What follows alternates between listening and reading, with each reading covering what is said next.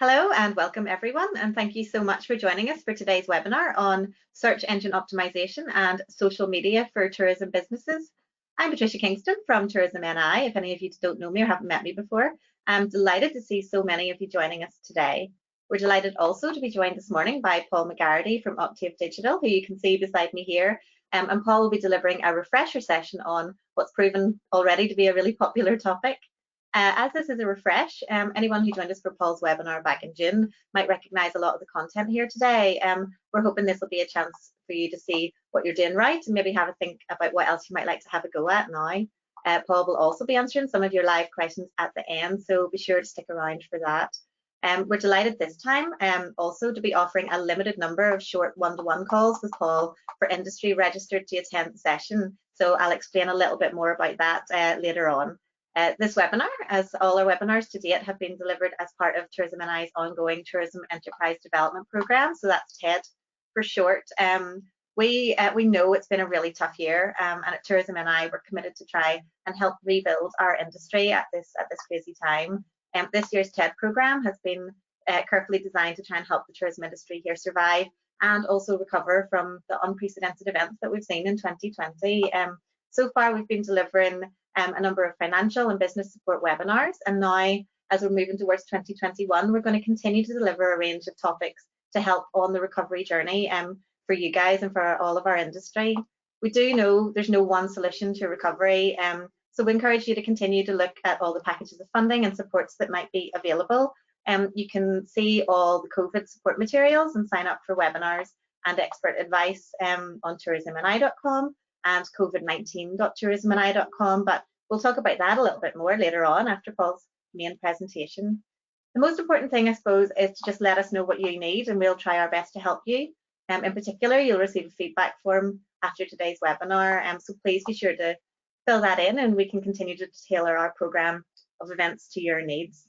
So I hope you find today's session useful and informative. I'll be back at the end to ask Paul your questions, so please do pop those into the chat box in your control panel all throughout the session and I'll pick up those at the end. And now, without further ado, it's my great pleasure to introduce Paul McGarrity for the main presentation. Welcome, Paul. Lovely to have you here today. Thank you.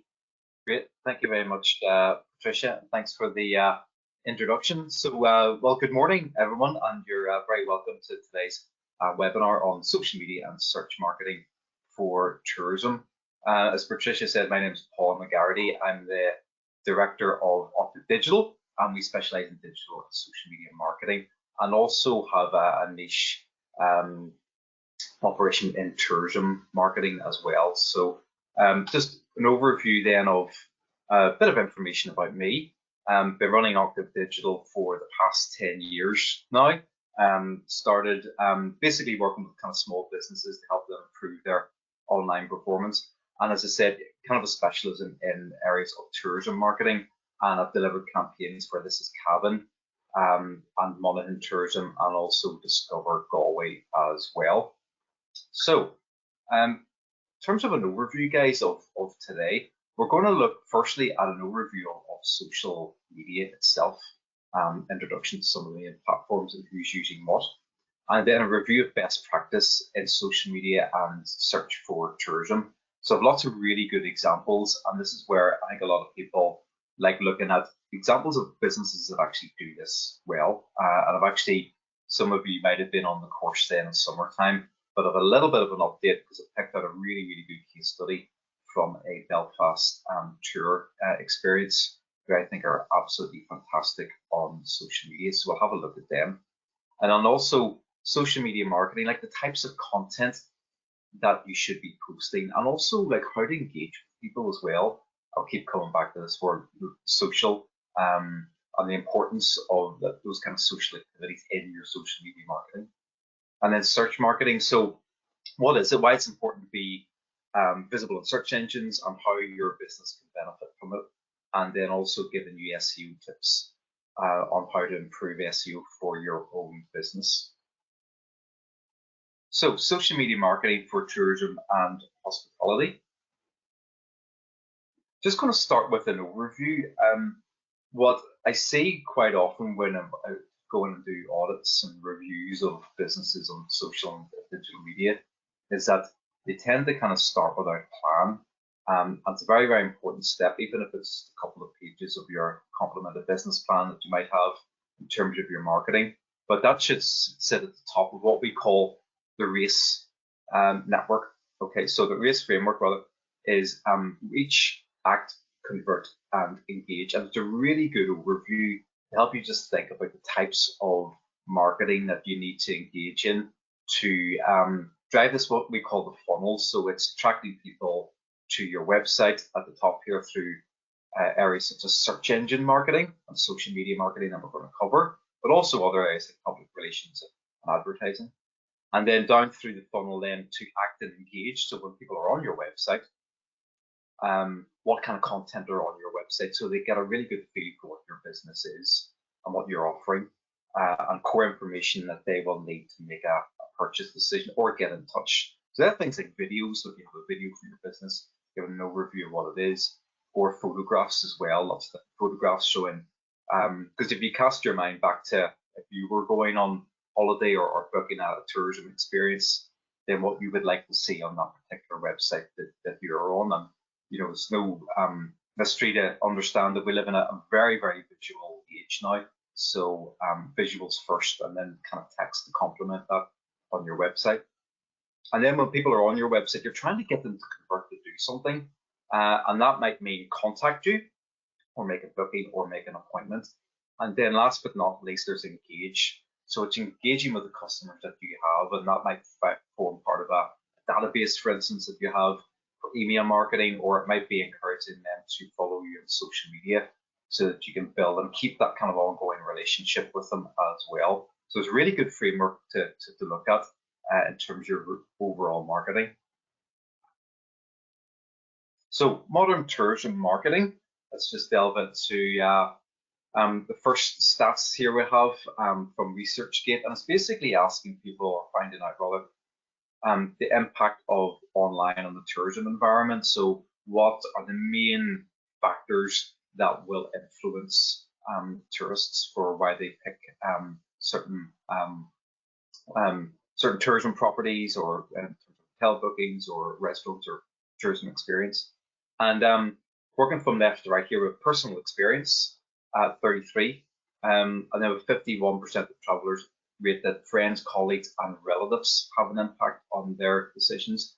But the standout one is online. So online is really where it's at in terms of crafting a really good presence on social media, and also on reviews and rating websites, which feature very, very highly as well. And then we have on the right hand side with that, like kind of more traditional, like newspapers and radio and TV, which are still important as well in terms of public relations and interacting with journalists and getting your business covered in those kind of traditional media is very important. But there's no doubt that online now is one of the biggest factors in terms of purchasing decisions and booking decisions. Yeah, and that, just kind of working on that slide casted my mind back to last year when I was lucky enough to go to Sicily, absolutely beautiful town in Sicily called Cefalù. And it got me thinking about how I made the purchasing decisions in terms of like where to go in Sicily, and also what to book and where to visit and the tours that I went on as well. So one of the things that I did, and this is indicative of what a lot of people now do in terms of researching holidays and where to stay in different regions to go to, is actually researching it on social media. Okay, so social media, as well as been platforms that people use for socializing and finding out news and updates about things, it's also very, very important to for people who are trying to do research then to find out how to make things to buy and where to stay.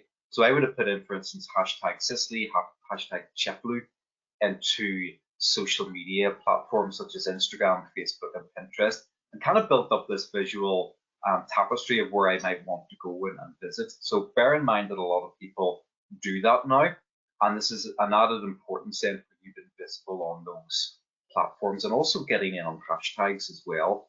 If you can just kind of imagine some of the businesses in Cefalù then posting content to social media using the hashtags that people are using, so that they can stand out when people are looking, people from all over the world are searching on those hashtags for ideas about JetBlue.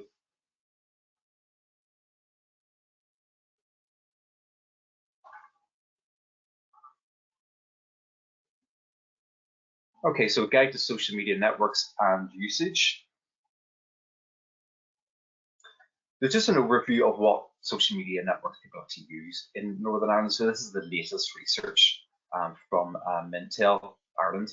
And I put together this infographic just to show you kind of the lay of the land in terms of what people are actually using. So the absolute dominant social media network that people use across Northern Ireland is Facebook at a massive 78%. So it really is king of the castle when it comes to what people are using on social media. And next we have Instagram at nearly 40%. So Instagram is owned by Facebook. Facebook bought it a number of years ago. And it's very, very important in tourism marketing. Okay, so if I was to stress two platforms rather, that are very, very important for your online marketing, Facebook and Instagram would definitely be the top two.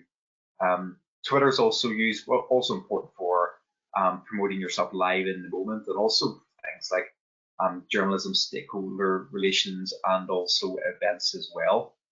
And then we've got a kind of Snapchat as well, and TikTok, which isn't shown here, has been one of the really big success stories and growth stories of 2020. But Snapchat and TikTok are used primarily by younger people and millennials, so kind of teenagers up until kind of late 20s, early 30s, and important platforms if you want to reach those age groups. And then we've Pinterest, which is like an online pin board as well. Pinterest is interesting because a lot of people don't actually use it. We've got kind of 19-20% here. A lot of people do use it for purchasing decisions and for researching online. So if you haven't used Pinterest, just check it out and be familiar with it. Not saying that you have to use it, but interesting to know about it. And then LinkedIn finally at about 9 or 10%. It's also important to realize how important different social media networks are in terms of time on site. So the last slide showed you the volumes of people or percentages of people that were on different social media platforms. But this research goes into how long people are spending on different social media platforms during the day. And again, Facebook is the absolute standout leader. So the average time that people actually spend on Facebook for Facebook users is around 40 to 45 minutes per day. So that's absolutely massive in media terms. And this is why Facebook, again, is probably going to be the most important platform for your business. And then also we have Snapchat as well. Snapchat usage has declined in recent years, but still very important in terms of the amount of time they spend on the site. And then Instagram as well is also what we call a very sticky site. It's a network that people are in quite a lot during the day of those that use it.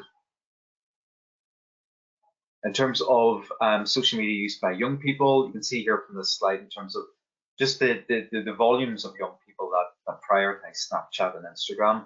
And probably one of the biggest developments in the last couple of years is that Instagram has grown even more and Snapchat has maybe declined. So I would say if there's one particular channel that's important for reaching younger people, it is definitely Instagram. And as I said before, Instagram is owned by Facebook, and if you're doing Facebook advertising, you can also advertise on the Instagram network as well. And then there has been undoubted declines in young people's uses of Twitter and of Facebook as well. So top tips on social media. This is just an overview of different tourism brands and tourism businesses that I'm familiar with, and just tips on how they do social media effectively, and the really good examples for you to learn from.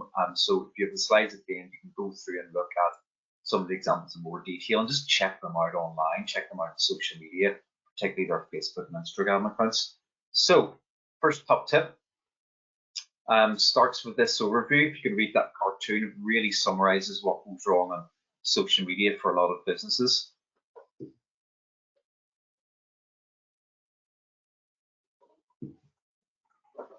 So the boss is asking, what's the big campaign idea? And maybe the marketing manager going through all the different platforms and Facebook and mobile app and Pinterest. And when asked, what are we going to do about all those channels? And it's invariably the answer is, I don't know, we'll figure it out later. And this is what happens a lot in social media marketing. Probably because I think just a lot of businesses are struggle with it. I think that they start channels because they're told they, start a Twitter account, start an Instagram account, and they don't think about the actual content that should be on those accounts and promoted on an ongoing basis. And social media is very resource intensive. It's something that you need to kind of feed it in terms of developing content, taking different pieces of content like video content or photo content as well, and making up stories on an ongoing basis. So it can take quite a lot of time, but you're better off to think about it now and what you're going to do with those channels, and particularly what content you're going to have on them, and also who's going to take that content, who's going to post it as well. So the first tip is reflect the reasons why people are on social media. So this is an overview of a piece of research done in the UK, and was asking ordinary people why they're on social media, like what do they use it for? And your eyes drawn to the right-hand side here in terms of what are the dominant things that people use social media for. And I want you to keep this in mind when you're developing your social media presence and your social media content, because it's really about people are using social media primarily to socialize. So that's connect with family and friends and get updates from family and friends and interact with them as well, and also have fun. So another big area here on this graph is really about kind of be entertained. So viewing content, sharing content that's entertaining, and then also up here towards the top right is learning things. So that might be following different news networks as well, or learning different bits of information. But primarily, as I said, socializing, having fun, and learning. And another piece of research from Intel, which is interesting to look at, is the social media content that people actually liked. Okay, so we've got an overview here on this infographic, and it just shows you some of the main areas that people typically respond to in terms of likes on social media. And probably no surprise, the dominant one is just humorous content. People respond that positively by engaging. And when I use the term engagement, I mean likes, comments, or shares on social media. And then the next one is interesting here, 42% is personal photos and videos, including stories. So social media started as kind of a vanity tool for a lot of people, and when Mark Zuckerberg developed Facebook, it was kind of a way for people to actually profile themselves, a personal profile at different colleges across the United States. So there was, at that time, there was a kind of very deep kind of vanity culture that people had by creating profiles and adding the photos, and people kind of commenting about people's profiles and stories. And it's still fundamentally about that for a lot of people. There's that kind of, look at me, look what I'm doing, kind of in the moment where people are out at, different events at night, or maybe they're going on holiday or going on walks and they're taking selfies and they're sharing those online. Like, they're very, very important. And that's what most people kind of use social media for. Personal status updates, and then sharing kind of content online, news and current affairs, and then events. Hopefully we get our events back soon in spring, summer, and that's a big part of what people do, is whether at different gigs and events and arts venues, about taking content and sharing that. Then also restaurant venue reviews or statuses of them been out socializing as well. So there's some of the really big areas that people typically engage with. So again, keep this in mind. I'm not saying you have to reflect this exactly, but it is good just to know what people engage with on different platforms. Second tip is make your content people-centered. Okay, so one of the areas that I see mainly kind of in larger businesses that maybe aren't doing social media that well is that the distinct lack of people in their social media content. So it tends to be all about their product. But really, when you look at engagement on different types of posts, primarily the kind of best engagement is centered in and around people. So keep that in mind when you're drafting your social media or thinking about your social media. And I've got a couple of really good examples here. Brand I really, really like is Wicklow Wolf Brewing Company in Wicklow, and Visit Wicklow here have a story about them, and they're doing a story about them based in their brewery, and a bit of an update on what they're doing as well. So, but it's about the people, and Wicklow Wolf themselves are very good at profiling their people. It might be their master brewer and saying, like, this is what I do day to day, and or might be an update that they have, but they make it a lot around real people and real experiences.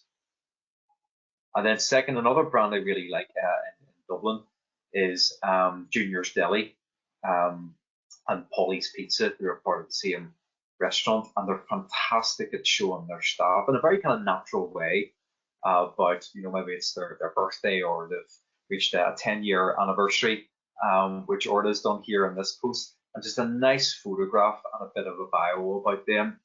Or it could be somebody who's like a new intern that started as well. So those people pieces tend to perform very well on social media. Next top tip is make your content exceptional. So what do I mean by that? It's really just being cognizant of that it's quality, not quantity. You're better off having investing in kind of quality posts that kind of really show something about your business. And in this case, in Polly's Dublin, got this beautiful shot here of their antipasta, and they've really brought it to life here. And then they can talk about the product in terms of what it is and why it's different and what they love about it as well. And also just like things that people are going to actually kind of interact with in terms of really, really beautiful photography, or kind of video content that you might have as well. The Galway Bay Hotel are excellent at doing these kind of shots in and around the hotel at different kind of, the themes might be seasonality, so maybe it's the first snowfall of the year, or here we've got the sun setting on Galway Bay taken by one of their staff, and they've put that up. And really they're kind of reminding people that they exist, but they're doing it through quality content that people are going to share and engage with well. So next up is embracing user-generated content. So what do we mean by user-generated content? This is really about how businesses are encouraging people that might be their customers or fans or people that are visiting their areas to take and share social media content, okay? And the reasons why they do that is that they know that their brand fans or their customers are very interested in their products or experiences, but they want to use those people to actually share their business and be evangelical about their businesses by taking content. So it's a really good tip to think about in terms of your business, whether you're a hotel or a restaurant or a tourism experience. And also for destination organizations, they encourage people to create and share content based around where they are as well and their experiences. There's just an example of user-generated content that I've taken personally. Absolutely stunning part of South France called Coulier. It's a little village that was famous for kind of artists visiting it and taking or painting beautiful pictures. And they've got this little kind of like frame cut out, this metal frame, and they encourage people in Coulier to go and take a photograph of that particular shot there and then share it on social media. So like a lot of people do this and share it. So it means that if people are kind of doing a bit of research on the holidays to France or South of France, that this will have a chance to show in any kind of hashtag searches they do, or if they're searching particular hashtags, this will stand out because a lot of people will use the hashtags in that. So you can imagine the Southwest Tourism Board in France kind of encouraging people to take user-generated content like this and the value that they get out of it. And also a good example to look at is Newfoundland Labrador in Canada. And they're very strong on, again, encouraging people to take content and share it through their social media networks, because they know that if lots and lots of people are visiting and doing this, then it kind of has a viral impact that they are posting different content to their social media accounts and then sharing that with their family and friends. So it's kind of acting as a marketing tool for those destination organizations. And they encourage people here to use the hashtags. So here we've got hashtag ExploreNL, and also Iceberg NL as well. So hashtags, for anybody that's unfamiliar with them, are additions that you would have to social media content that are used to characterize that particular content as well. So you might be watching, next year, GAA matches. You've got the GAA All Ireland finals. You've got a hashtag All Ireland final, or you've got the rugby, Ulster rugby matches on, and you've got the hashtag for those as well, hashtag Ulster rugby. So it means that people who are at those matches, for instance, who are using social media, might be taking content and they might be sharing that online and using that hashtag to raise the visibility of that, but also to make it relevant as well. So if anybody's going in and searching for the hashtag Explore NL, then they'll get a chance to see all of that content that has the hashtag in it in those search results. In the same way as it started off, just talking about hashtag JetBlue in Sicily, similar principle. So just some more examples then of that Newfoundland Labrador and using those hashtags. And here they've tagged Newfoundland photo tours as well. So also tagging people is an important part of social media activity for businesses. Just another example in there with the hashtag and a beautiful photograph as well.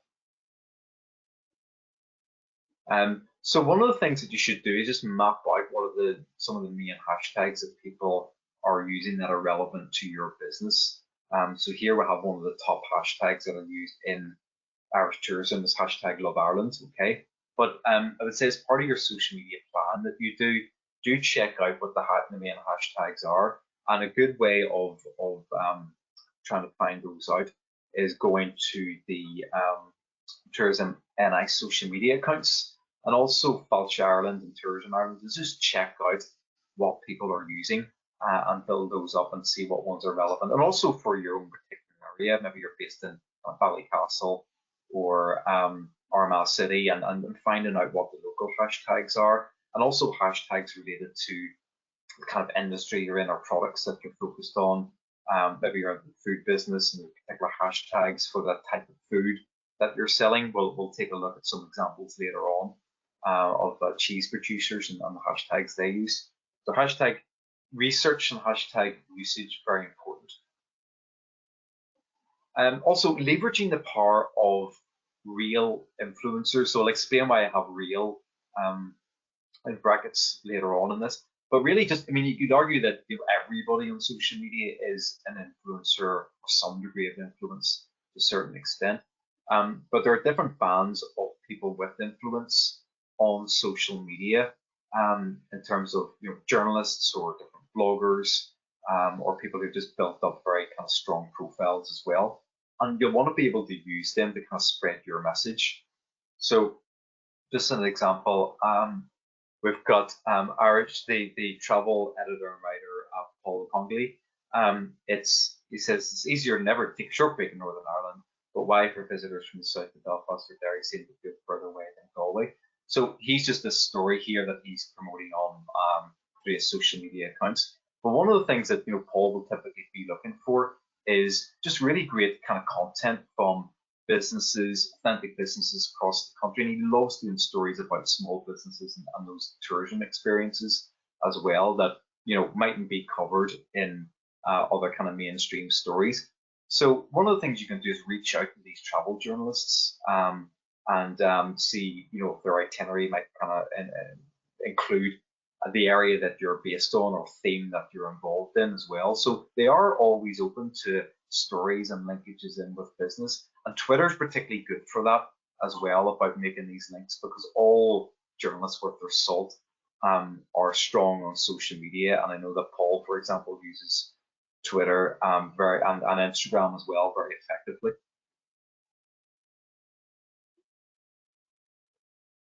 And also working with blogs that have a good reputation and a good impact and a good following.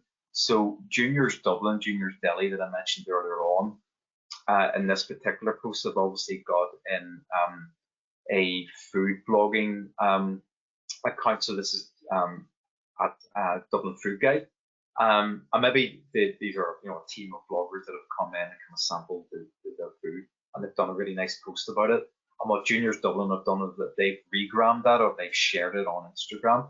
But it's just a really good piece here, because you've got a kind of an expert blogger that's come in and done a very, very positive review. And a lot of people will follow these different blogging accounts, such as Dublin Food Guide.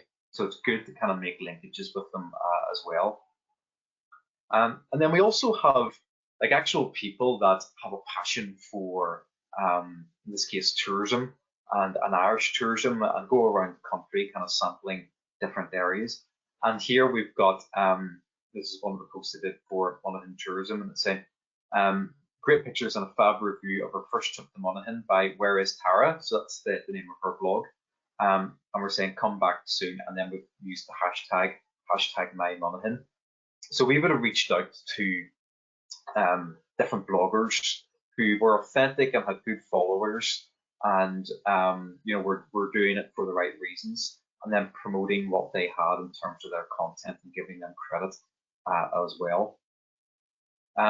Just before I move on from that, just, you know, you do have to do your due diligence and research on different bloggers that you do business with, because there has been, this is an industry talking point in marketing over the past couple of years, but there are bloggers who are unscrupulous and have kind of inflated their impact on social media, and have kind of turned to smaller businesses to ask for kind of freebies and things as well.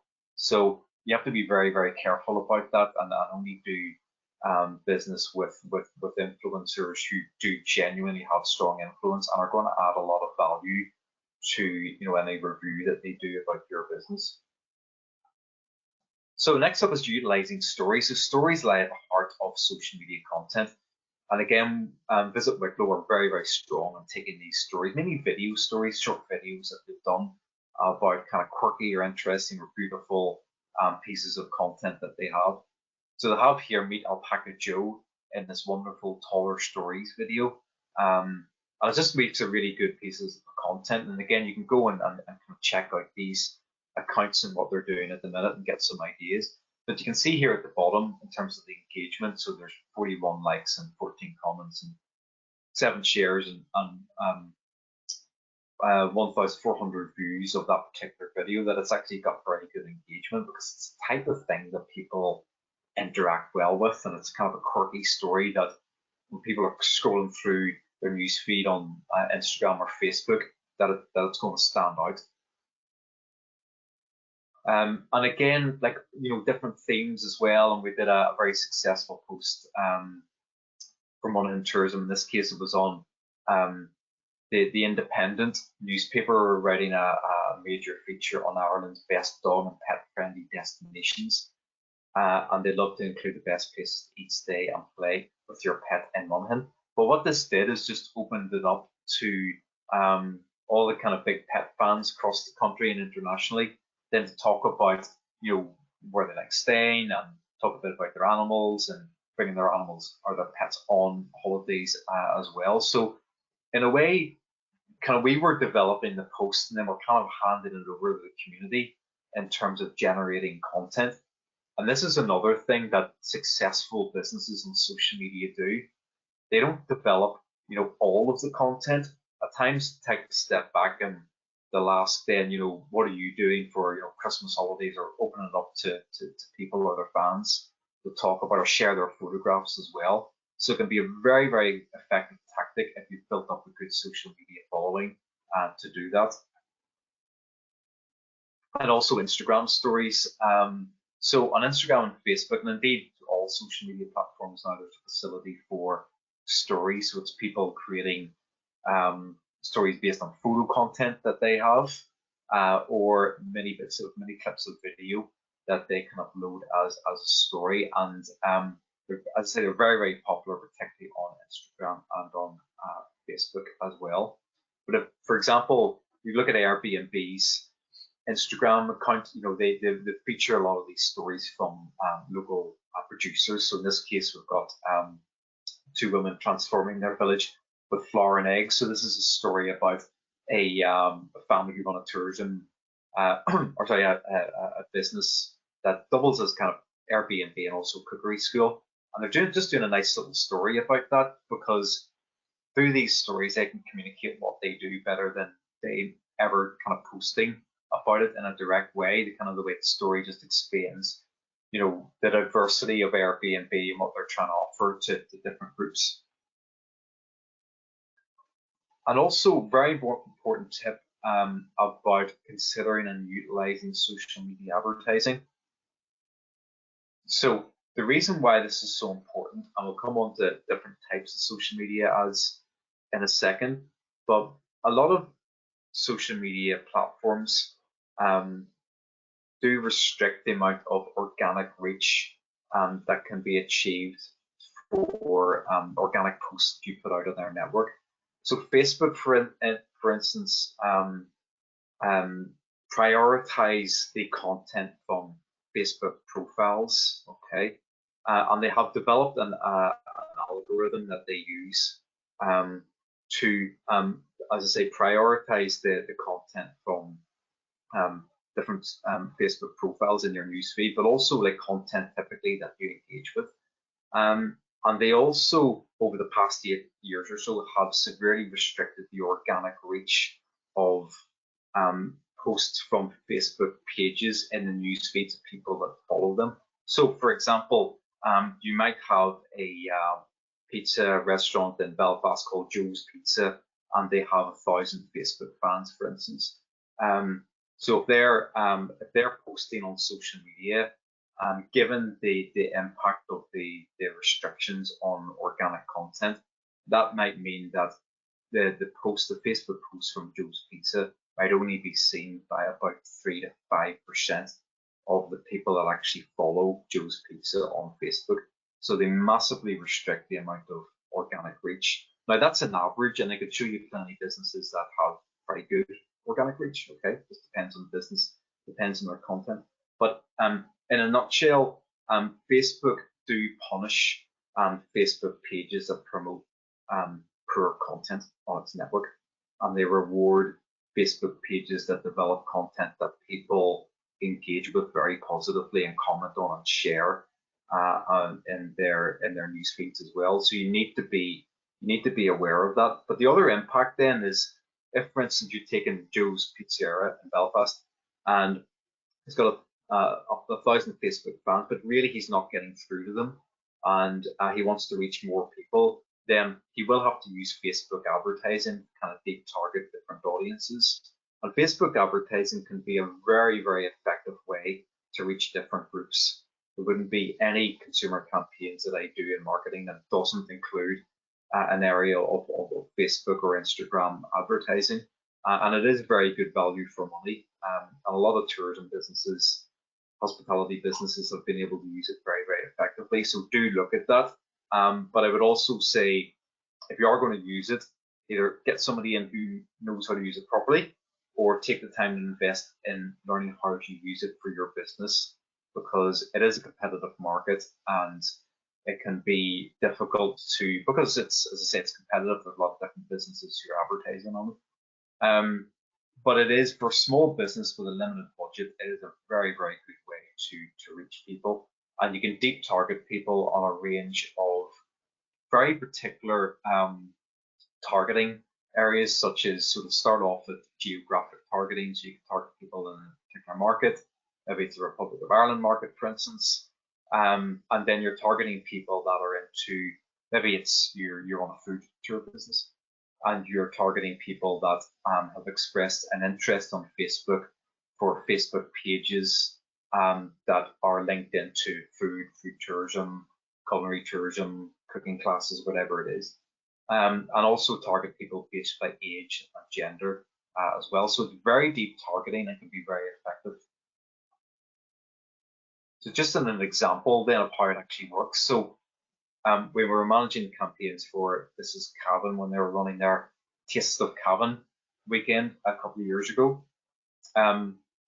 This is a post that we've done, and you can see this is collage here that we created of the different kind of food types that would be kind of shown at the Taste of Cavan festival. And we've made that into a post. But we've promoted that organically, but then we've paid Facebook to target people, and I think it was just a geographic radius around Cavan County itself by about kind of 40 kilometres. So when you look at the stats here, we've got just in orange here, we've got the number of people that have been reached. Okay, so in total that's 10,500 plus.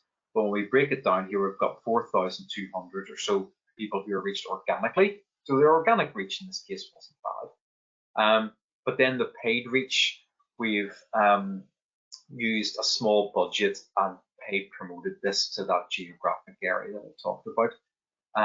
But also what we're able to do, as I said before, is deep target that of people who are most likely to respond to visit Taste of Cavan. So we already would have had that data, and maybe it's particular demographics, but also by interests as well. So people who have an interest in food and kind of artisan food or whatever the interests were in that case. So it's very, very effective to do this. And again, that particular paid post was maybe only about kind of 50 euros in this case. So we're now going to talk about social media engagement, just in terms of top tips in and around engaging with people positively on social media. So what do we mean by engagement? As I mentioned before, likes, comments, and shares.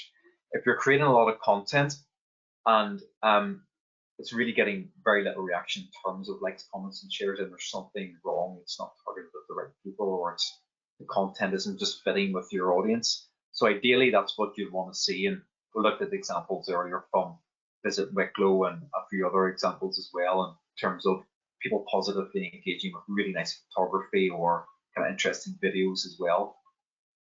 So just an example from one of my favorite venues. I can't wait that it opens again, and presumably next year. It's QFT Belfast.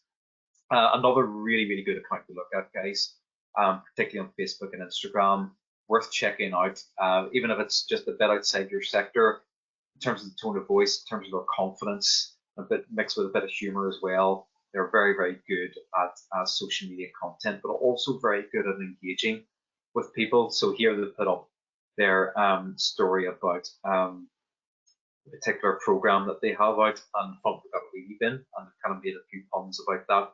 Then other people have joined in and said, I've been looking forward to this, and you wouldn't want to skip it. So having it just going back to what I said earlier about the reasons why people are using social media, like it's a mixture of socialization, but also kind of fun as well. So don't forget that content that you do. And then also people just coming in, getting the clues in the name, social media. Liz is coming here and has congratulated QFT for being nominated for a big award in terms of competition rather for independent cinemas, and Queen's Film Theatre gone in and thanked her for that. So businesses that are confident, successful in social media do this,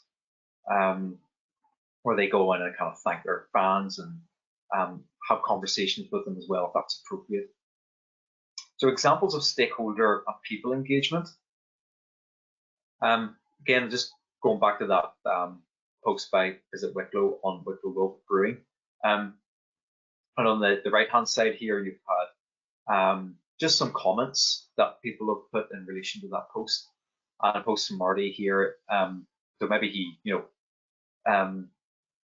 lives in Dublin but goes to Wicklow quite regularly and wants to see a tour. And he said, I would love a tour from Newcastle Wicklow. And then Visit Wicklow got back and said, Marty, so they tagged him this, keep an eye out, tours will be available in the near future. So building up that conversation with people and making sure that if they do respond or ask questions, that you're responding to them as well. So also use hashtags and campaigns. We talked about hashtags earlier on, but just making sure, this is why it's a good idea to map them out. Just do a kind of an hour of research or half an hour or so, and just looking out what the main hashtags that you could use and are relevant. Here we've got Visit Wicklow using the Wicklow hashtag as well. So the last section in social media, guys, is going to be on a best practice example. And for this example of Pick, Taste and Tour, I've now been on 2 of their tours in Belfast, and they're a really fantastic company. They're really interesting to look at across all areas of their business and marketing, because I think they do it very well. And remember about, we're talking about social media and search. They are methods and tactics, very important, but at the end of the day, they aren't strategy, okay? And successful businesses have an all-over marketing strategy where they're basing their marketing around the product and the experience, and then they're using, based on a plan, different tactics like social media and search and different types of content promotion to promote what they already have, okay? But probably most of their work goes into developing those experiences and the actual product or service that they are offering. Okay. So let's take a look. So a bit about the company. So Taste and Tour, you can visit their website. But in a nutshell, they offer tours, different tours and different themes across Belfast. And I had went on the food tour, I think, a couple of years ago. And it was just that thing. I mean, even a lot of tourists who are out of town love doing these things, but also people from the city as well, just to give them something to special to do. And a really fantastic tour, well organized and well delivered. So starting in product and experience marketing. So what they've been very good at is doing the kind of COVID lockdown, is these kind of like pivots that they've done in terms of developing new products and new services and showing that on social media. So when you look at this photograph, like, it hasn't just been set up in a couple of minutes. You can tell the amount of effort that's gone into this. And there's a phrase I really like in marketing. It's called love the product. And they clearly love the product here in terms of the way that they're passionate about different areas of what they offer. And in this case, their party apart boxes that they have. And you can also see the engagement here from people in terms of likes, comments, and shares. So they're ordinary fans, they are people on social media are actually promoting this content for them as well in terms of shares. And also just tagging stakeholders. Very important to show. What they're also showing here is the types of product that they have as local product, that's quality product in their actual tour. So they've tagged Mike's Fancy Cheese here as well, because he's one of their suppliers, but it also, as I say, shows the range of their product. And then also just in terms of learning from the types of content that they do and how they actually write their content. So it's useful to look at Taste and Tour NI just to get a feel for how to write quality content. And they've developed their own tone of voice, and ultimately you have to develop your own as well. But they're good to look at. I think they're very confident. I think it's very fun as well, and it gives all the information quickly. And also things like uses of emojis as well, just to kind of lighten things up. And also kind of fun areas like hashtag caption Caroline. So Caroline runs the business and very much kind of front of the house and great tour guide. So there's a bit of a kind of a, having a bit of fun here about encouraging people to have captions on photos. Now, for a big business, this could go terribly wrong, but for a small business that's authentic and has a good reputation, it's going to work well because people will actually kind of comment on those posts and have a bit of fun with it. So stakeholder content and engagement. So again, it's not all about you. Showing how you work with stakeholders and engage with those can be positive as well. So in this case, I mentioned earlier about tagging Mike's Fancy Cheese and having a kind of a photograph of the business as well. And also then we've got a photograph or a post rather from saying hashtag caption Caroline goes Spanish today. Caroline is currently in sunny Madrid with Tourism Ireland, and they've tagged them. So the importance of tagging stakeholders. And then she's also done a shout out to some other local companies like Abernathy Butter and Broider Gold Rapeseed Oil as well. So good thing to do. Again, clues in the name, it's social to do this and building up relationships with different stakeholders. And then also there's a bit of an industry comment, kind of straight into industry matters where they're coming out in support of, again, this might be a different stakeholder they have, Boundary Brewing in East Belfast, and they're saying 100% on board, things have to change and a call for licensing laws to be changed as well. So a bit of industry comment, as long as it's relevant. And also just promoting new products. So here we have a new tour alert.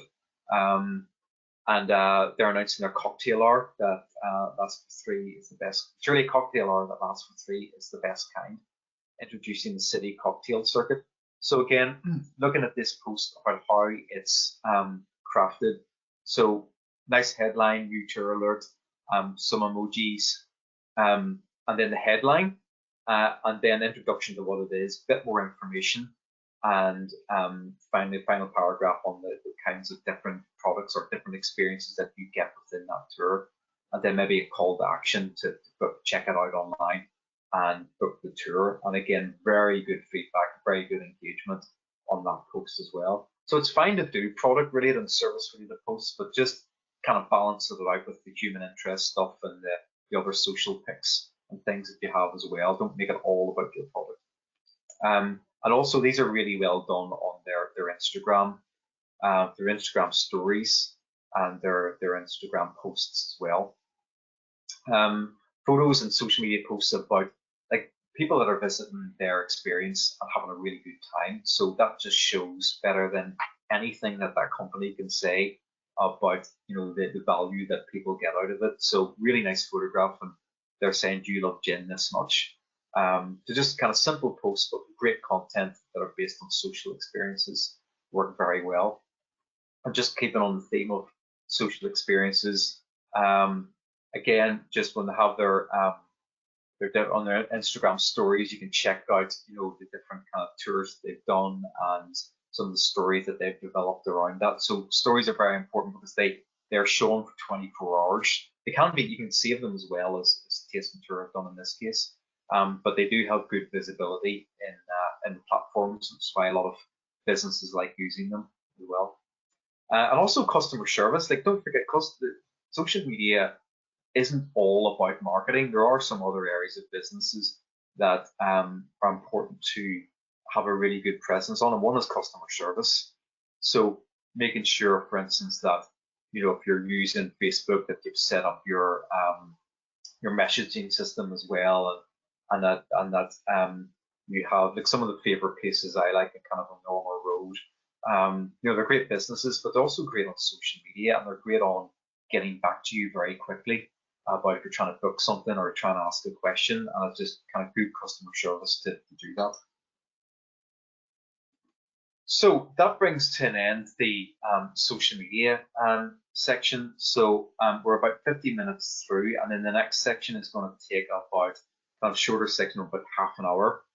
So do think about any questions that you have. I'm very happy to ask questions at the end of the session on social media or search, but you can ask them in the, you can present them in the chat facility, or just have a think about them now as well. So next section we're going to look at is search marketing for tourism and hospitality. So overview of search engine marketing.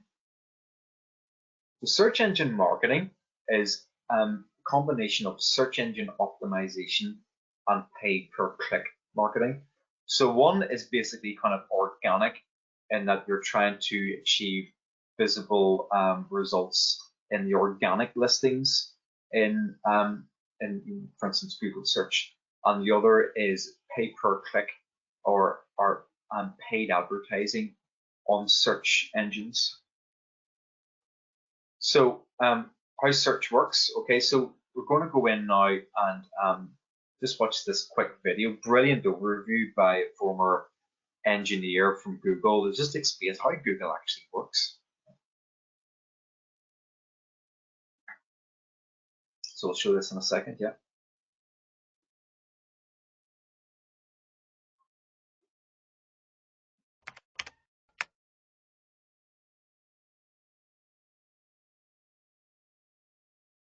Hi, my name is Matt Cutts. I'm an engineer in the quality group at Google, and I'd like to talk today about what happens when you do a web search. The first thing to understand is that when you do a Google search, you aren't actually searching the web. You're searching Google's index of the web, or at least as much of it as we can find. We do this with software programs called spiders.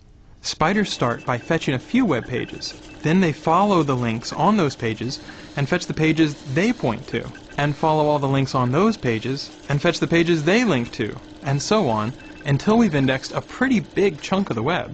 Many billions of pages stored across thousands of machines. Now, suppose I want to know how fast a cheetah can run. I type in my search, say cheetah running speed, and hit return. Our software searches our index to find every page that includes those search terms. In this case, there are hundreds of thousands of possible results. How does Google decide which few documents I really want? By asking questions, more than 200 of them, like, how many times does this page contain your keywords? Do the words appear in the title? In the URL? Directly adjacent? Does the page include synonyms for those words? Is this page from a quality website, or is it low quality, even spammy? What is this page's page rank? That's a formula invented by our founders Larry Page and Sergey Brin that rates a web page's importance by looking at how many outside links point to it and how important those links are. Finally, we combine all those factors together to produce each page's overall score and send you back your search results about half a second after you submit your search. At Google, we take our commitment to delivering useful and impartial search results very seriously. We don't ever accept payment to add a site to our index, update it more often, or improve its ranking. Let's take a look at my search results. Each entry includes a title, a URL, and a snippet of text to help me decide whether this page is what I'm looking for. I also see links to similar pages, Google's most recent stored version of that page, and related searches that I might want to try next. And sometimes, along the right and at the top, I'll see ads. We take our advertising business very seriously as well, both our commitment to deliver the best possible audience for advertisers and to strive to only show ads that you really want to see. We're very careful to distinguish your ads from regular search results. And we won't show you any ads at all if we can't find any that we think will help you find the information you're looking for, which in this case, the cheetah's top running speed, is more than 60 miles an hour. Thanks for watching. I hope this made Google a little bit more understandable.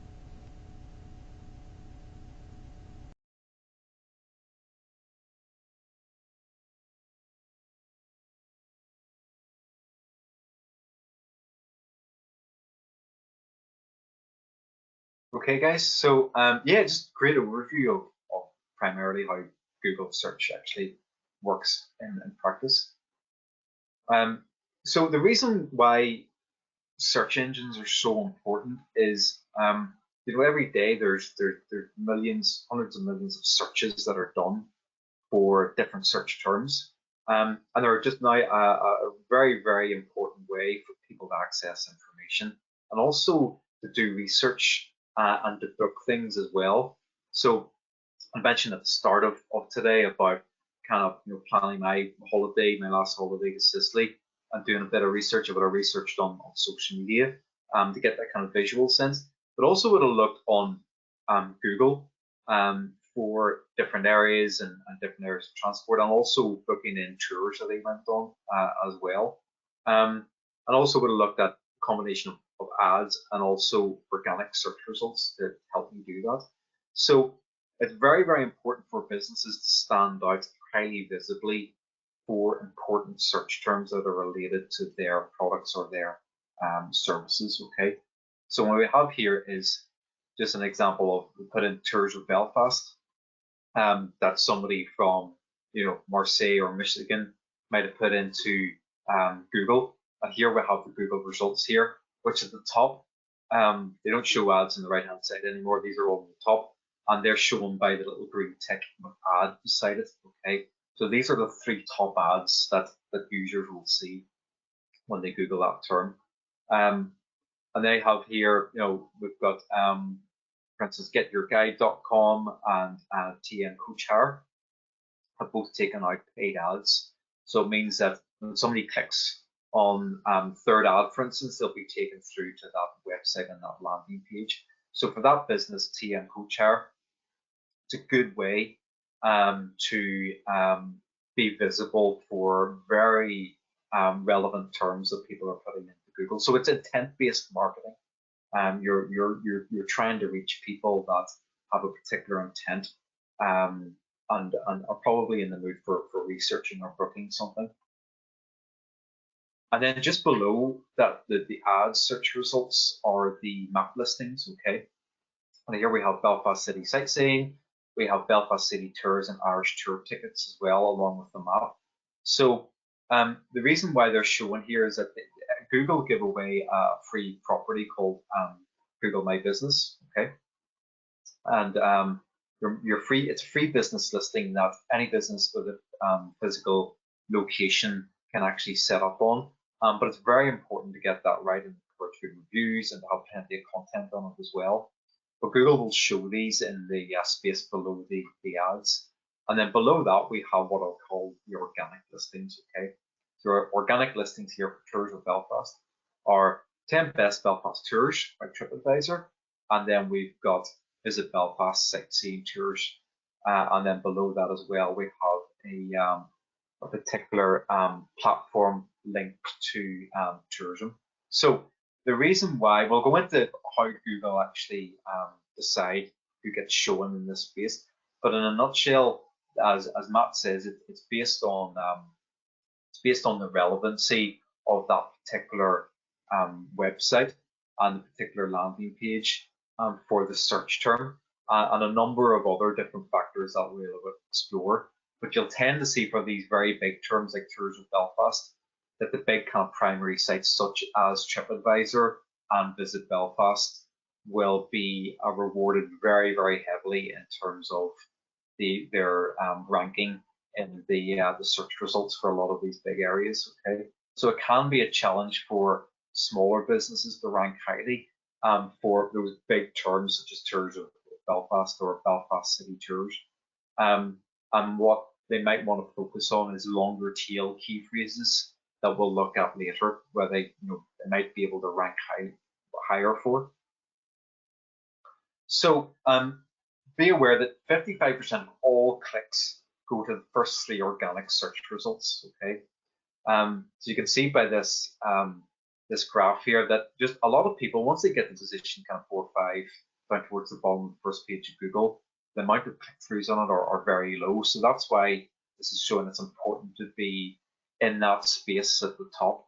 Okay, and obviously there's a lot of competition because a lot of businesses, organizations want to be top of Google for particular search terms. So in terms of pay-per-click versus search engine optimization, let's just take a look at the difference. So search engine optimization, just going to read this out in terms of SEO traffic is achieved by achieving high rankings in the natural search results. When using SEO, organic search results are generated. Following SEO best practices will allow your site to get displayed on these pages more prominently and more often. And then pay-per-click is different, as I said, enables you to quickly get your website listing on the sponsored results sections of search engines by paying for it. Okay, you pay a fee based on how competitive your chosen keyword is whenever a viewer clicks through your ad to your website. So the click-through costs can vary between different businesses, and some sectors are a lot higher than others. So in this infographic here, they're kind of having a pretend kind of showdown between who would win between SEO and pay-per-click. And on the left-hand side, we've got SEO is better because it's saying that SEO's return on investment will continue to rise in the long term, even when your budget has stopped. And they're also saying searchers tend to trust organic listings more than sponsored listings as well. Once your site gets a good ranking, your brand is immediately perceived as reputable.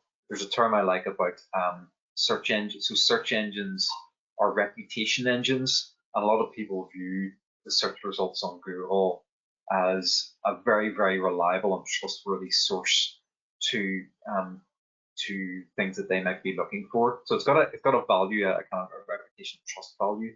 to be higher in the listings in Google. And then also saying that the cost of SEO is relatively fixed, independent of click volume. Okay. And then on the right hand side, we're saying, well, why is PPC better in certain ways? And saying PPC as instant results can generate visitors early in a site launch. So if I, for instance, had brought on a new client and then a new website, and I was trying to get that promoted as quickly as possible as part of a campaign, I would start off on a pay-per-click campaign, okay, because it's relatively quick to set up and you can get it started very quickly. Whereas SEO is undoubtedly more medium to long term, so it takes time to rank higher in search engines. And then also saying that pay-per-click traffic is highly targeted, hence people arriving at retailer site from paid ads are more likely to buy than those who came from an organic search. And then some of the kind of downsides of SEO and PPC, so starting in SEO, that SEO takes time for results to work, as mentioned earlier. Algorithms change as well, so Google will constantly update their algorithms. So that's basically their mathematical formula they use to decide how search engine results are calculated. And when they do big changes to those, sometimes sites can suffer in those changes. And also saying like a lot of things are outside your control. So pay-per-click is relatively controllable if you get somebody who knows how to do it properly to set it up and to run it. It is relatively straightforward to manage, whereas SEO, then there's a number of kind of external factors that you're not in control over. Okay. And then some of the downsides of pay-per-click is in that pay-per-click advertising requires money to buy traffic. And it can be costly if you do it poorly as well, which is another reason for getting, if you are using it. And it is one of the main social or main digital media tactics to use. It's the absolute core of most consumer campaigns and indeed B2B campaigns that I do for my clients, and is very effective if it's done well. But it can be costly if you don't have the skills to do it. You can waste money on it. So local search, Google My Business, which you mentioned earlier on in terms of the map listings. So do check this out. I'm just looking at an example of Polly's Pizza Dublin. We have here the organic results there on the right hand side, but on the left hand side, and then on the right hand side we have the Google My Business listing. And we've got great photography in here. We've got very, very good reviews as well, which are extremely important, and also a bit about the kind of opening times, particularly important, guys, in this kind of constant to and fro of kind of lockdowns and impact on business, which I know is very, very tough for people in the hospitality sector. But you can help yourselves as well by just updating that information, both on your website, but also on your Google My Business listing, because it's where a lot of people go to get information as well. Also reviews, which I'd mentioned. So they have a very good reputation online. When you can work to encourage this, and some of the best businesses online take their Google reviews really, really seriously and encourage their fans or customers to post positive reviews as well. So you can work out a way for doing that. But some of the kind of restaurants that I really like in Belfast are very good at encouraging you to write a review if you're a happy customer. And that kind of personal touch of asking people to do that can have a big impact on your online reputation and the reviews that you get.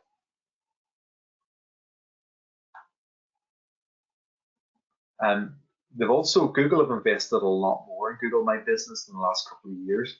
And one of the things you can also do is go in and add posts. So they're kind of like just updates that you have for your business, maybe new products or new dishes that you have, or updates about the business, and you can go and post in them. So in this example, Barbara Oliver Jewelry has posted a couple of updates then on different products that she has for the business as well. So it also is one of the factors that Google will look positively on in terms of ranking your Google My Business listing higher in the search results. You can also add content. So you can add video content, and you can also add photo content, and here's a 360-degree photo option that you have as well. So Google My Business is maybe a lot more than some businesses think it is. So other top tip for today's session, guys, is to check that out. And if you're missing particular areas, and draw up a list of things you need to improve on. And also for anybody that maybe doesn't have a website is very, very important to have. It's like Google now give away a free kind of website builder for free as well. Like, it's kind of fairly simple and straightforward. But if you didn't have a website, this would be a place to check out. So best practice, I'm saying, update your business information on Google My Business, add photos of exterior, interior, and staff as well. Virtual tour, and also respond to reviews as well. It's something, again, that just looks positively if you respond to reviews on Google, for anybody that's taking the time to write a good review, or if somebody has an issue with something, responding to them as well. And don't be afraid if you think that something is genuinely very unfair, or is just as false, or particularly untrue about your business that's posted. You can then put in a complaint to Google about that to see if it can be dealt with in any way. Sometimes be difficult, but I've had some success with clients who've challenged what were blatantly false reviews about their business, and they managed to get kind of some satisfaction out of that process. But some of those reviews can be challenged if needs be. Key phrase research. So this is a really important area of search marketing. And basically what it means is keyword research provides you with specific search data that will help you answer questions such as, what are people searching for, okay, that are relevant to my business? How many people searching for it? Like, there's no point in focusing on a term that has hardly anybody searching for it. And also in what format do they want that information as well. So do take the time to do, if you're interested in improving your search marketing, about the key phrases that are relevant to your own business, and how they're relevant, and why are people searching for those phrases. And then also, what content can I create that meets their needs, okay? So I'll talk a bit more about the impact of creating and sharing content, particularly on your blog or your website, and the positive impact it has on search rankings. So understanding user intent when you're looking at key phrases. So on the left-hand side here, we have Belfast tours, Northern Ireland tours, and NI tours. So there's some of the kind of short key phrases that will probably get very high volumes of searches year on year. Then on the right-hand side, we have the more niche, or what we call long tail key phrases, that you might find that you have an edge in there. This is where SEO rate strategy really comes in. It's about, you mightn't be able to rank really highly on Belfast tours, but you might actually develop, let's say if your business actually just does small private tours of Belfast, then that might be a key phrase to concentrate on. And even though there's less volume of searches and click-throughs, it's more relevant to your business, and you have a greater chance of ranking more highly for that particular term. And the principle is the same for private Northern Ireland tours, or escorted Northern Ireland tours, or Belfast food and drink tours, or Belfast tapas tours, for instance, if that's what your niche was. Okay, so you can help yourself by being realistic about the search terms that you want to be visible for and what you want to rank highly for. So paid search, in terms of pay per click, said before, it's Google's own, or Google Ads is Google's own advertising service, allows you to place search results for your website by paying for them. And I showed you some examples earlier on. So also your brand visibility, one of the main reasons why people use it. But you also just, this is just a search term for Milan Museum. And Milan Museum, we're always going to rank highly in organic search, but they want to be the absolute top here. So they've taken a Google ad out to focus on that, achieving good click-throughs from that particular search term. And that search term isn't going to be expensive for them because it's based on their own brand. So the way that Google paid search works is that somebody puts in a Google search here, let's say that's Tom, putting in his Google search the left-hand side, stage 1. Then the next thing that happens is that he gets to see different ads. So it's ads by advertiser A, B, C, and D. So AdWords find all of the ads whose keywords match the search query, and then it enters into an auction. So this is done in a kind of split second. And the auction then, Google decides the ads based on quality score, the bid expected, and ad extensions and ad format, and then it'll serve those in a particular order. Okay, so in this case, it's going to prioritize A and D. And then the ads that win the auction are displayed. So that's kind of in a nutshell how it actually just works from a user experience. So grow your business with Google Ads. You can go in and find out more about it as well. As I said before, it's similar to Facebook advertising in terms of the businesses that do well out of it have taken the time to learn how to do it properly, or they've got in somebody to do it effectively who has a track record of success on it as well, because it is a competitive area. And I would advise not going in to do this blind. So doing your research, doing your homework, practical experience, or getting somebody in to manage it. Yeah, as I mentioned there, but there's plenty of businesses that have good portfolios and what they've done for small businesses on Google, offering Google AdWords, and just checking out the work that they've done if you're going to engage with them. So search engine optimization, just in the last kind of 10 or 15 minutes or so, going to go through just in-depth look at SEO. So overall, SEO is based on a number of different factors that I've mentioned if you're trying to get your website to rank higher on the natural search results.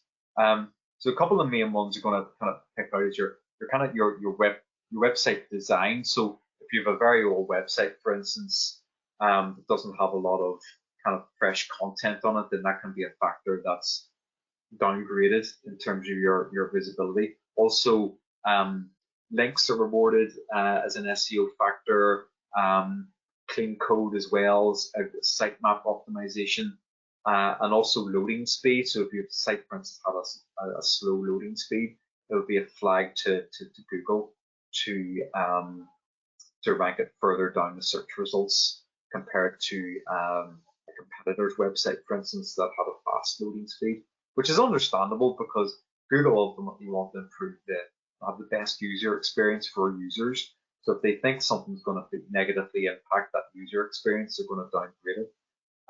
And then most important is the content that you have on your site as well. So I'll go into those in a bit more detail.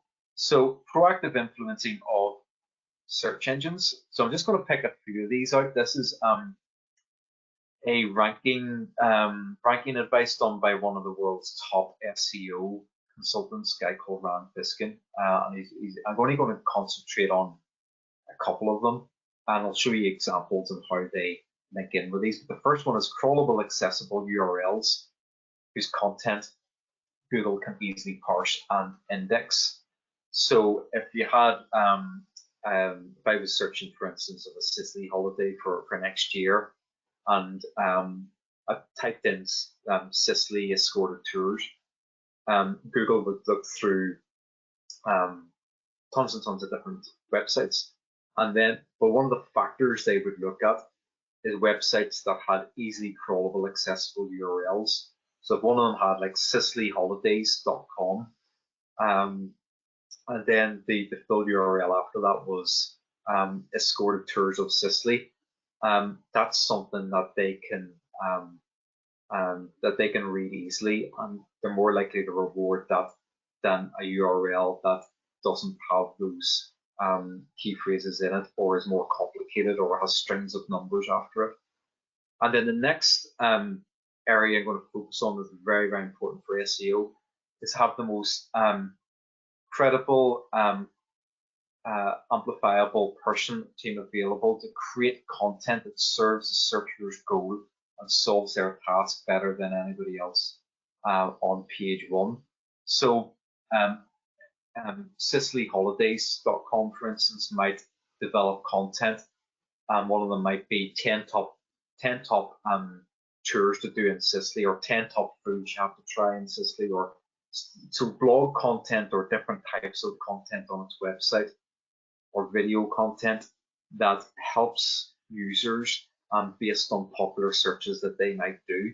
So businesses that are smart about SEO develop this type of content and promote it on their website, because it is one of the really dominant ranking factors if you're developing this type of content and sharing it through your website. And the other one I'm going to focus in on is craft compelling title, meta description, URL, and other elements that can appear in the snippet. So I'm going to show you an example of meta titles and meta description, or meta information as it's called generically, in some of the next slides. And the other area that I want to just come back to is this: a lot of businesses want to focus on these kind of short-term key phrases. You can imagine somebody who's a solicitor in America going, I want to be top of Google for a law firm, but that might be incredibly difficult and totally unrealistic to do. But maybe that lawyer's from Utah, and then they think, well, I might want to target the key phrases in and around Utah law firm, or maybe they're developing then content in around that, and one of their blog posts is how do I hire a law firm in Utah. They might have a blog post on that. So they're kind of more focused, guys, on these particular areas in the mid-length keyword phrases and down near the bottom, which I'm saying are easier to rank and easier to convert as well. Okay. So scale of URL readability. This is one of the first factors flagged up by Rand Fiskin in that overview I showed you earlier on. So let's say, for instance, that your domain is mydomain.com, puppies adorably confused by rainbow. So they're saying that Google absolutely loves that URL because it's just easy to follow and it's very clear about what it is. But then if we go down to the bottom here, and there's a rival website that has mydomain.cc, and they've got this big string of numbers. Well, basically Google's robots are looking at that and they can't tell what's in that content, and they will definitely prefer the readability of that particular URL over the other ones. Okay, so making your URLs readable and easy to read. So back to meta information, they're very, very important. A lot of the digital audits I do obviously look at search and the performance on search engines and where they rank, and then I'll go into the do a bit of work then on search engine optimization, and one particular area stands out that's usually quite sloppily done, and that's in and around meta information. So what meta information is here we've got just the examples here of title tags. So the top one here, all about the title tag for search engine optimization. Okay, so that's the meta title. So that could be, for instance, escorted Sicily holidays or Sicily food holidays 2020, whatever that title is. And then below that, you have the meta description, and you get about 160 characters in here, which are kind of your marketing information that you can put in about, here we've got simply choose the most relevant keyword phrases and copy is based on, and write a compelling title tag accordingly. So you get a little snippet here, and you can go in and add that in yourself. So you can go in and, once you've done your key phrase research, work on your title tags, your meta titles, and your meta descriptions for your core pages. It's a very important part of SEO. Okay. There's just an example then, learn Italian in Sicily. And here we have the meta title for the first result here is Italian language schools in Sicily, Italian courses in Sicily. And then below here, you have the URL. And note how the URL is Italian courses in Sicily, or Italy, Sicily rather, very relevant. So that's a very important factor to concentrate on. So content for SEO rankings, I mentioned this earlier. Just as an example, as I say, I would do blog content that is sometimes linked into key phrases that I'm really trying to target. So one of the main ones is social media use in Ireland. And I've developed a piece of content. So in the search results, then the first result here is from the Irish Times. When people put in social media use in Ireland, which is kind of not surprising because they've taken this snippet and it is from a big publisher, so they kind of think of it as the new film. But the second one and the first actual business on this, service business rather, is my own. So Social Media Use Ireland 2019 Octave Digital. It's a screen grab from last year because I've updated my website to .com. But it's very, very good, positive SEO rankings for what is a very important term. Now that drives most of the traffic on my website in terms of actual links that I got in last year. Oh, sorry, in terms of click-throughs that I got into my site last year, that drove most of them. And the reason why I picked it out is I knew I was afraid. I did my key phrase research and knew that it was this term that a lot of people who were maybe marketing researchers or marketing directors or PR directors were looking for, and I've helped them by drafting this blog post with lots of content on it based on the Mintel research, and I've produced that blog. But I've been very careful to work on the meta information and to have that. So I have here the match between Social Media Use in Ireland and then Social Media Use Ireland 2019. And when Mintel do it again next year, I will create a new blog post as well. Also an image search. So if you look for Social Media Use in Ireland, a lot of these images are coming from my website because I've invested in a designer to do infographics and promoted those. And Google have ranked these very highly in image search. So a lot of people will be turning not just to all searches, but also to image search. And the same principle applies for videos and news as well. So just a little clip there from the Google Analytics on my website. We've got Social Media Use in Ireland. That landing page has got a huge amount of page views compared to other pages on that site. So outsourcing SEO, it might be something that you want to consider if you feel that you don't have time to invest in doing it yourself. I would go back to say that you be very careful about who you pick to do SEO. There's a lot of people who are unscrupulous and promise all sorts of grand things when they're trying to sell into you. But you again, always look at their experience, always look at their portfolio, how well qualified they are to do this as well, and also just weigh up the benefits of investing in a long-term strategy. It might make more sense for some businesses just to focus on a small pay-per-click budget that they more easily control as well. So voice search as well is another area. Google constantly investing in new areas of search engine technology, and one of the big rises in terms of the way people actually search online now is through voice search. So they're just going onto the microphone and or they're kind of ask Siri and things as well. And voice searches have become a lot more important. So the reason why voice searches are difficult for businesses is that there's only one result. So Google pick what is usually the featured snippet, and they include that as the one search result. So certainly voice search creates a lot of challenges, particularly for small businesses, because they'll tend to focus the kind of larger businesses, depending on the key phrase as well. But just be aware of the impact of voice search and what the kind of main factor is.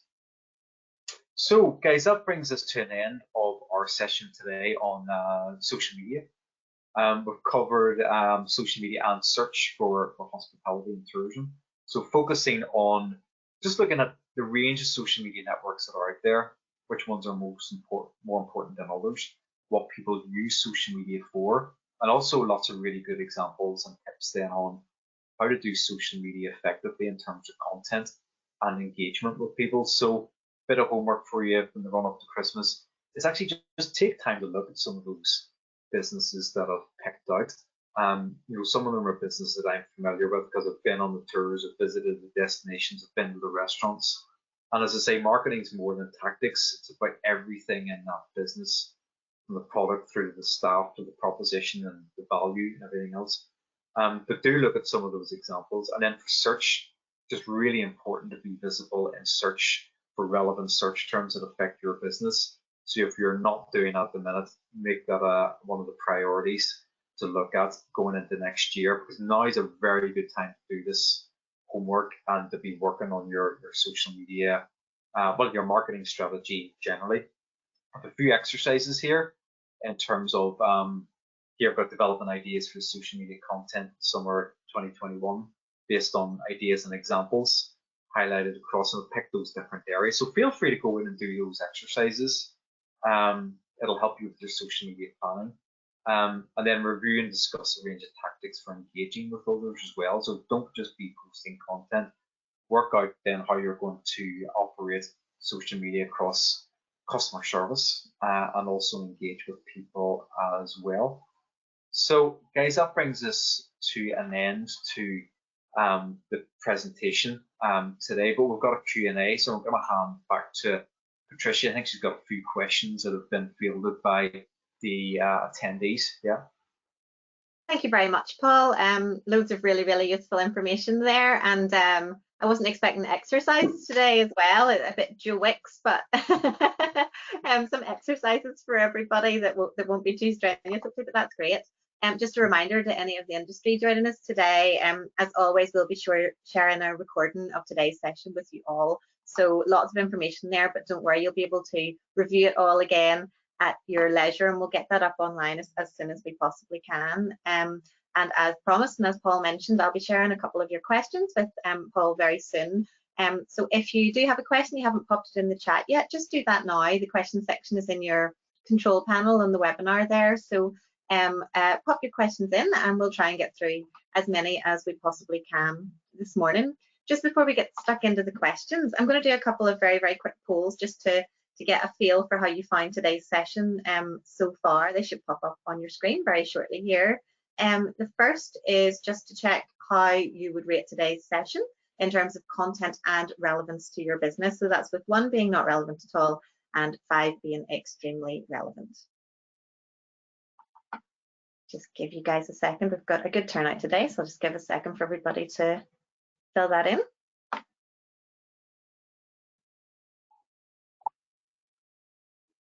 Okay, thank you very much. And the other one's just a very easy yes or no question. It's just really to see if you think that you're going to take action or make any changes within your business as a direct result of what you've heard from Paul today and all of that really useful information and advice that we've heard.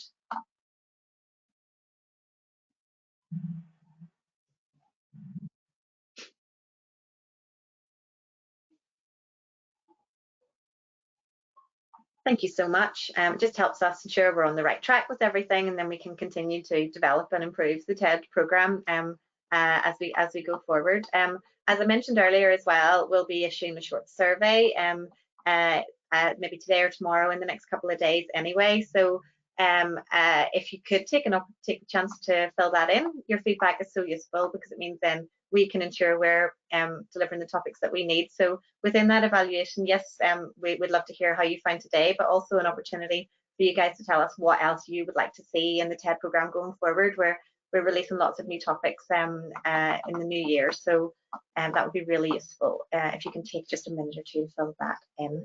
Okay, so without further ado, I'll welcome Paul back here for today's Q&A session and get started with questions. We've got a couple of good ones here already, Paul, so I'll get stuck straight in. The first question we've had through today is someone looking for any advice you might have on use of Facebook shop for selling tours or experiences. Use of Facebook. Yeah. Can you hear me okay? Yep, I can hear you. Yeah, that's right. Yeah, look, it's another innovation by Facebook. I haven't any clients that actually used it directly, but I think that in terms of what I was concentrating on mostly today was just about making sure that you work on your community, about your building up a strong Facebook following as well, and it's relevant. And then also, as they utilizing Facebook ads, they're appropriate and you think they're going to work for your business, but particularly that types of content as well, and getting people to kind of be evangelical about your business and kind of sharing content that you've done or experiences as well. But I've no direct experience of using Facebook shop in that context, but I know that it's something that's going to be a lot more important part of the Facebook proposition given the rise of e-commerce. Yeah. Yeah, and actually, it's quite an apt question because we're doing a whole range of digital webinars this week, and we have a session on Thursday that is about selling online for tourism businesses. And I do know one of the segments within that is going to be social selling. So I think hopefully that will be touched on Thursday's session. So if anyone is interested to hear a wee bit more about that side of things and they haven't signed up for Thursday yet, there's still plenty of places available. Just pop onto the website. I'll be sharing details again or reminding you of details of the website later on, and book your place for Thursday morning as well. So lots of useful sessions taking place over this week, all on that digital thing. So that's absolutely great. Okay, so we've another question through here, Paul. Someone who really enjoyed the presentation. Thank you for all the tips. And personally, this person uses some different social media platforms for different reasons. And focus on similar content but with a different angle for each, or maybe using different numbers of photos and that kind of thing across Twitter, Instagram and Facebook.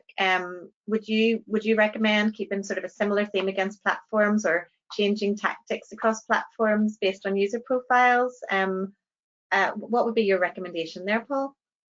Yeah, look, it's important to have different presentations of content across different social media networks, and for instance, Facebook is about your kind of your big story that you have. Particularly, like, you have to have a good visual piece of content or a good photo piece in it as well.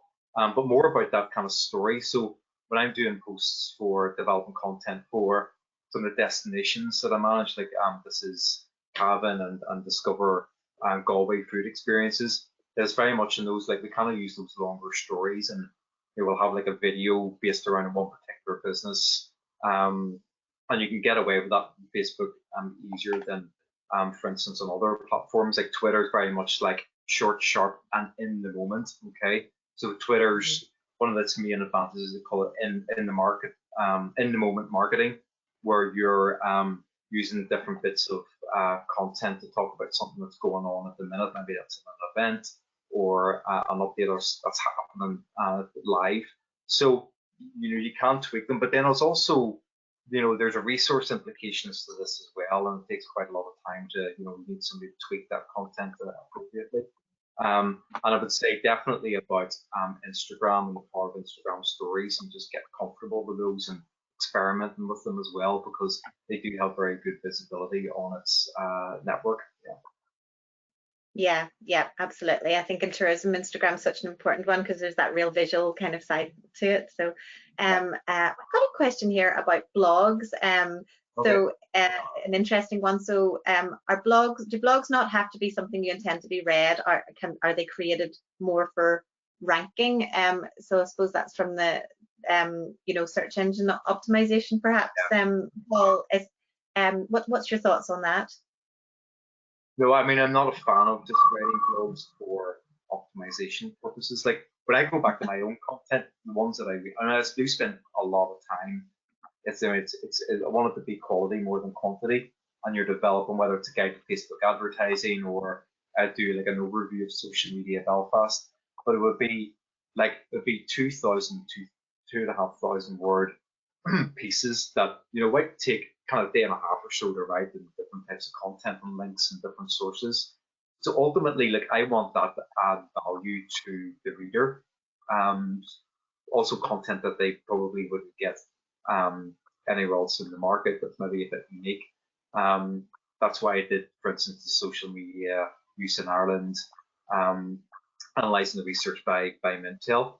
So ultimately, it has to have a strong importance and value for customers. I wouldn't ever do it just to rank highly and not expect people to read it. But I mean, that's one of the attractions of doing blog content, or doing video blogs, for instance, as well, is just like something that you're passionate about, that you're really good at, that you can add value. And maybe you are running for instance, a whiskey tour of Belfast, maybe already a few whiskey tours you run, and start something. You definitely attend a rum tour. and things. Where it was rum tour of Belfast, and you had a tour guide that specialised in this. Then actually just like kind of doing a video blog or a blog post. Then that was kind of like, you know, different stops on his or her tour around Belfast, and different pubs or restaurants, for instance, that sold different brands as well. But something that's just interesting and stands out. And again, put yourself in the mind of somebody who's searching for a particular holiday experience. Let's say if you were going on holiday to Italy or Spain and you wanted to do a food tour, like what kind of content would you like to see that answered your questions, and what things would you look at in terms of authenticity and, you know, real photos and links and things as well, and being useful. So all of those areas I would say are really important in hospitality blogs. Yeah. As well as the most important one is just like showing the personality behind it. And some of the tours that I booked in, I did a fantastic tour of tapas tour in Seville, and actually found the business through Pinterest, and I was doing a bit of research, and Pinterest allows you to link out of Pinterest into other sites. And this tour guide, had a brilliant blog on what those tours were, and every blog was a different theme that he had, and it just made it really accessible, and there's a lot of stuff about him in it as well, and that's what people want to. Yeah, I think you've really touched on something there linked with our experience brand about Embrace the Giant Spirit, because it's all about, from our perspective, authenticity and storytelling. So if there's a blog that's contrived and just for the sake of it, it's not kind of in keeping with the ethos of what we're trying to kind of create as the, you know, within our, or encourage within our industry. It's already there, but we're sort of, you know, teasing it out further, that kind of storytelling and really authenticity being the center of everything. So that all aligns. No contrived blogs then. We have someone here who was just wondering, what is there an average cost of pay-per-click? What would be a realistic cost, or is that quite varied, Paul? Like in terms of, I'm just trying to think of an average of what my clients would spend, and it's kind of wide variety of different sectors in it. But generally, you know, it was kind of about a day and a half or so to set it up, so you're paying somebody for that. But then ongoing costs, I would say an average budget, and it is an average of about 300 or 250 a month on actual Google Ads, then plus the management fees. To do it on an ongoing basis. Like I would generally, for my own business, kind of spend about an average of 250, 300 a month. But then for peak seasons, like kind of September and start of the calendar year, then I would spend a bit more and less in summer, because it's very intent based. Like, and it is great for that, in that, you know, if you do spend more and it is working for you, and it usually does. Like, I find it very, very effective for clients in my own business as well. You know, you can put more money in, and also just, there's times, like, I don't want a huge amount of leads in August, taking a week's holiday or something. I can turn it off for a couple of weeks, or reduce the budget. So it's very, very flexible. But I would say, like, it's an average about 250, 300 per month on actual ad spend. We've got someone here wondering if there's any website builders or platforms that do SEO better than others, but I'm not sure if we can actually recommend specific builders as such. I'm not sure. Is there any advice on what's the do's and don'ts, or who does that better, or what's the best way to go forward if you're wanting to build a new website, perhaps? Yeah. Well, the options are, I mean, explained in Google's website as well, or website builder service, and then there's Wix, probably one of the biggest brands in terms of making your own website. I mean, you can actually get in a designer to help with certain elements as well, you know, if you want to outsource a bit of it. You know, these kind of template websites aren't without their flaws. I mean, there's obviously a distinct reason why I wouldn't use them myself, and had a website we built this year during summer. It's one of the advantages of having a bit of lockdown as well, as more time to invest in these things. But it's ultimately, like, I wanted that crafted very much for my own business, and they can be expensive, but as I say, the website template builders can have their own drawbacks, and it's easy to perform your own SEO then if you're using something like WordPress and it's well designed. But it's something maybe to Google in terms of like pros and cons of different website builders such as Wix and Google and in relation to SEO. Yeah, great. The only other question I see there just at the moment is someone who was looking for a link to the exercises. So just a reminder to everybody, we'll share this presentation again after today, so you'll be able to run through the whole thing again, and you'll be able to see those exercises there as well. So I think I don't see any other questions just at the minute. What I will wanted to just pop. Oh, sorry, one's just popped in here. Would a Google ad campaign increase your natural search if it was a new site that you were launching? No. So Google ad campaign, no. It would. I mean, there's all sorts of conspiracy theories about it. People say, oh no, Google actually increase your organic listings. Unless you're at the really, really top and you're spending monumental amounts of money on Google Ads, where you've got a relationship with Google, where they could give you advice on organic SEO and seminars, things. They don't have a link between spending money on their ads and organic. They are very protective of their algorithm and user experience, but it's it doesn't have a direct impact on it. Yeah, one of the things actually you mentioned earlier about hashtags and using appropriate hashtags, I just wrote a little note at that time because I just wanted to remind everyone in terms of Tourism Northern Ireland, from our consumer point of view, we tend to use hashtag Discover NI or hashtag Discover Northern Ireland. So it's always worth linking those into your posts just to kind of align with our social channels, but also with the launch of the new experience brand. I suppose I wanted to remind everyone that one of the hashtags that we're sort of using and encouraging at the minute is hashtag Embrace a Giant Spirit, that aligns with our brand, and also the guys at the minute on the social team are currently doing a social campaign inviting visitors to share must-see photos from NI, whether maybe they can't visit here at the minute, but they were here before, using the hashtag My Giant Spirit. So it's worth keeping an eye on those kind of hashtags. I just thought I'd throw it out there and make people aware of what we are using and what might be nice to sort of join in and be part of that same conversation. Just had a wee look there. I don't see any other questions. But what I would want to remind people of is actually this is something new from our digital sessions. We're offering a limited number of short one-to-one follow-up calls with our expert speakers across all the sessions this week. They'll take the form of sort of a 15 to 20 minute expert advice phone call with a specific question for your business. So if you would like a confidential one-to-one chat with Paul on maybe a particular area of today's topic that you'd like to go into a bit more detail on with your specifics, just drop me an email. It should be on your screen there, industry.development@tourismni.com. So if you drop me an email there, let me know what your question is, your contact details, and what your company is. I'll be happy to pass that on to Paul, and hopefully he can give you just a little bit of advice.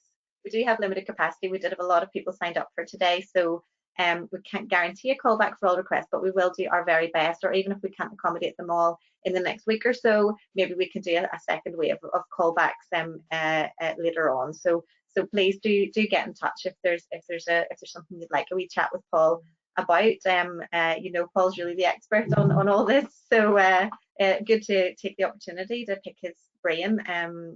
So yeah, that would be hopefully we'll get some nice uptake on that. And also just to remind you, if you head to covid19.tourismni.com, if you click on the support center, you can see recordings and support materials from all of our TED sessions so far, and today is no different. After today's session, in the next day or two, we'll get this video uploaded and a link through there, and we'll share a link to you guys with all of that. We will also, as I've mentioned, I'm like a broken record, but we will be sending a link to an evaluation for you to fill in for today, but also giving you opportunities to let us know what else you'd like to hear. So do please take an opportunity to fill that in as well. And I suppose, as I mentioned as well, we've got a few more digital sessions this week. So if you're not signed up for some of the others and you think maybe they would be of use, go ahead and register for those. And we've just opened registration as well next week for a session looking at Brexit and preparing for Brexit, the big B word. But you know, so maybe think that'll be useful for a lot of people across the industry. So that's next Tuesday. So do check covid19.tourismandI.com and go to the upcoming webinars section there, and you'll be able to see what there might be that you haven't registered for. We're going to take a little break over Christmas after that, but watch this space, and we'll have a range of new topics and support recovery, which will be delivered in the new year. So yes, watch this space, I suppose. So I've just had another quick check, Paul, just in case any late questions, but I think we've hopefully covered everything for now, and everyone just needs to go digest all of that really great information. So thank you very much once again for all today's insights, and thanks to everyone who joined us for the session, and hopefully see you again soon. Have a lovely Christmas, Paul, if I'm not chatting to you. Yeah, you too. And thanks to everyone for attending. Cheers, guys. Thank you so much. Cheerio, guys. Bye-bye.